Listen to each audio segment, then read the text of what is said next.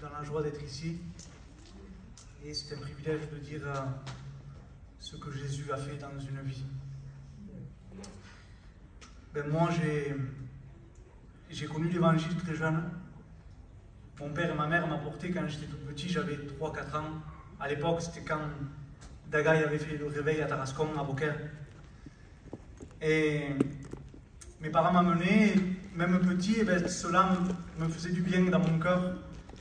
Et mon père et ma mère m'apportaient dans les réunions, m'apportaient à Lourdes, m'apportaient aux Saintes, m'apportaient un peu de partout. Et dans mon jeune âge, je savais qu'il y avait un Dieu qui existait, parce que tout cela me plaisait. Mais au bout d'un moment, quand j'étais petit, je grandissais, et je me disais, c'est pas possible qu'il y ait autant de croyances dans le monde. Il y a bien quelque chose qui a la seule vérité.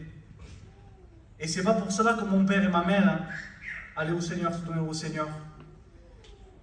Et ce qui s'est passé, j'ai grandi, et j'étais un petit, vers l'âge de 9 ans, j'étais très angoissé. Et vous savez, aujourd'hui, ça n'existe pas un enfant angoissé. Un enfant de 9 ans, 8 ans, 9 ans, angoissé, c'est pas possible. Un enfant, il n'a aucun souci. Mais à un tel point que le péché était fort chez moi, à un tel point que Satan avait l'emprise de ma maison, les enfants en payaient les conséquences.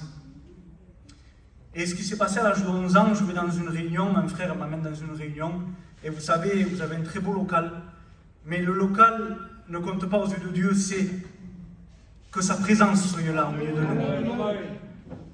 Et j'arrive, c'était dans une caravane, il n'y avait pas d'électricité, on mettait des bougies pour éclairer. Et là, j'ai fait une prière à Dieu dans mon cœur, j'avais 11 ans, et je disais, si tu existes, révèle-toi à ma vie.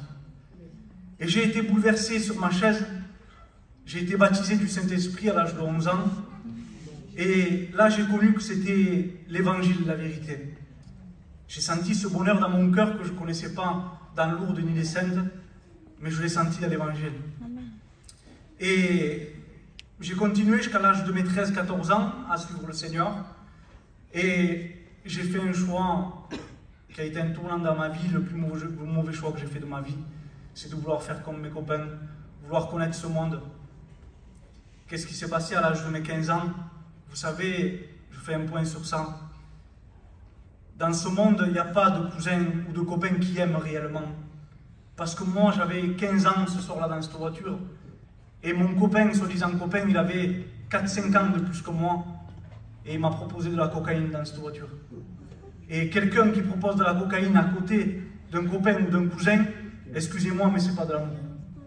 C'est parce qu'il voulait me prendre de l'argent. Il voulait que je sois indépendant ensuite de la drogue pour que je puisse être son client. Et après, on va dire à son cousin quoi, je t'aime. Non, c'est pas vrai. Et j'ai commencé à toucher la cocaïne avec le respect que je vous dois. Et j'ai commencé à fumer le shit, l'herbe. J'ai commencé à fumer la cigarette, à tomber, à faire l'alcool. Voilà, une vie de païen dans ce monde. Et j'ai grandi dans ce milieu-là. Et ces angoisses chez moi, chez mes parents, continuaient encore plus à augmenter. Mais chaque fois quand j'étais dans des endroits que je voulais aller prendre de l'argent à quelqu'un, ou que j'allais faire cette fois toucher de la drogue, ou que j'étais dans des endroits qui ne faisaient pas la gloire de Dieu, je sentais cette voix, parce que vous savez, quand vous avez connu le Seigneur, le Seigneur vient vous parler. Et le Seigneur venait dans mon cœur et me disait, qu'est-ce que tu fais dans cet endroit? Qu'est-ce que tu fais? Pourquoi tu fais ça? Tu n'étais pas bien là où tu étais auparavant? Et je voulais repousser constamment cette voix parce que je voulais continuer à connaître ce monde. Mais vous savez, quand on résiste à Dieu, tôt ou tard, tout genou fléchit devant le Seigneur. Amen. Et j'ai voulu continuer à connaître ce monde à un tel point que je ne voulais pas écouter de cantiques parce que je savais que si j'écoutais un cantique, j'allais me convertir. Alors je continuais à parcourir ce monde. À l'âge de 18 ans, j'ai voulu me marier en pensant trouver le bonheur, partir de la maison de mes parents. Mais ça n'a pas rangé. Les premiers jours mariés, je m'enfermais dans ma chambre avec le respect que je vous dois, ma compagne qui est ici, et je me mettais à pleurer dans le noir. Et elle me disait, mais qu'est-ce que tu as? Pourquoi tu pleures? Et je disais rien. Mais moi, je savais que c'était l'évangile qui me manquait. Malgré que j'étais païen, je prenais la Bible, je la mettais à côté de mon oreiller, parce que je me disais peut-être que ça va me faire du bien. Mais non, c'était Il y avait cette angoisse du péché dans mon cœur. Et je sentais la main de Dieu qui m'appelait. Mais moi, je résistais à Dieu. Et ce qui s'est passé un jour, j'étais dans une boîte de nuit. Et je faisais ce que je faisais d'habitude. Et à un moment, je tourne la tête et je vois au fond de la boîte de nuit, je vois une bête. Et aujourd'hui, je sais ce que j'ai vu parce que je suis un chrétien. Je sais que c'est un démon que j'ai vu. Et au fond de cette boîte, je vois ce démon qui me regardait et j'ai eu peur. Et quand je me suis retourné pour partir, eh ben, j'ai vu ces gens derrière moi, au milieu de la boîte. Je les ai vus comme des bêtes aussi, comme c'était je ne peux pas dire les mots, je ne peux pas les décrire parce que j'ai jamais vu ça. Et j'ai eu peur par orgueil parce que vous savez, dans ce monde, ben, on va se faire prendre pour un homme, mais en réalité, c'est pas vrai. Quand je rentrais chez moi, ben, je pleurais comme un enfant.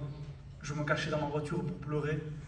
Et j'avais des secrets dans mon cœur que je disais, si les gens sauraient ça, eh ben, il faudrait que je parte.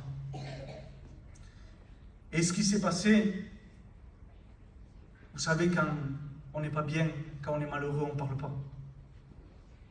Mais la Bible dit, quand le malheureux crie, l'Éternel l'entend et le délivre de toutes ses détresses. Et ce que j'ai fait, j'ai crié à Dieu. J'ai dit, Seigneur, c'est pas possible, je ne peux plus rester dans cet état. Il faut que tu viennes me délivrer. Et le Seigneur, à ce moment-là, il est venu. Il m'a délivré de mes liens, ces liens qui me tenaient lié. Quelque chose de la drogue, la cigarette, le shit, l'herbe, tout ce qui se passe. Les garçons qui sont là, ils savent de quoi je parle. Tous ces vices de ce monde. Eh ben, j'ai été délivré le jour même, instantané. Ma façon de marcher n'a plus été la même. Ma façon de me coiffer n'a plus été la même. Ma façon de m'habiller n'a plus été la même. J'ai rien compris. Mais c'est Dieu qui a travaillé mon cœur. C'est Dieu qui a fait ce que je suis aujourd'hui. Ce que je suis aujourd'hui, c'est par sa grâce. Si j'ai un conseil à te donner, si tu as laissé la main du Seigneur, eh bien ce soir, il est temps de revenir. Que Dieu te bénisse.